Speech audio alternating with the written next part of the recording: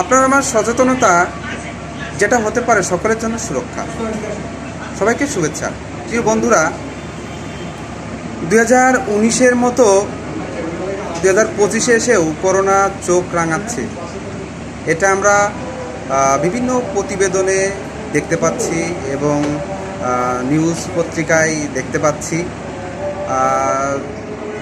আসলে এখনই আমাদের সচেতন হওয়া দরকার। আসলে বিন্দু বিন্দু বালুকণা থেকেই বিশাল পাহাড় বা বিশাল স্তূপে পরিণত হয়, আমরা সবাই জানি। আসলে আমরা হয়তো অনেকে কেয়ার করছি না যে আসলে যে 2-1 জন আক্রান্ত হচ্ছে এটা কোনো ব্যাপার না, কিন্তু আসলে দেখা যায় এই 2-1 জন থেকেই 2 লাখ, 1 কোটি, এর থেকেও বেশি পুরো বিশ্বে ছড়িয়ে যায়।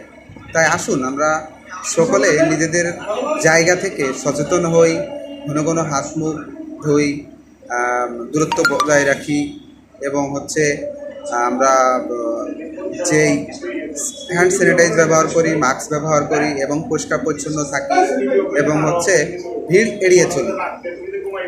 আসলে আমি যদি নিজেকে সুরক্ষা দিই তাহলে আমি ভালো থাকবো, আপনি ভালো থাকবেন, আপনার পরিবার ভালো থাকবে, আমার পরিবার ভালো থাকবে, এটাই স্বাভাবিক।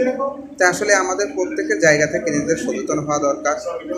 আমরা সারা বাংলাদেশে দেখতে পাচ্ছি যে কম বেশি সব জায়গাতেই করোনা পজিটিভ রোগী পাওয়া যাচ্ছে, যা সত্যি সবার জন্য একটা সংকেত বা সবার জন্য একটা বার্তা, যা সবার জন্য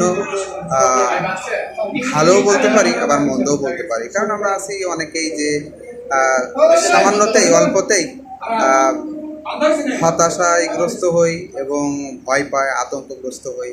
আমরা এগুলো না করি, আমরা যার যার জায়গা থেকে সচেতন হই, তাহলে আমরা সবাই সুরক্ষিত থাকবো, ভালো থাকবো।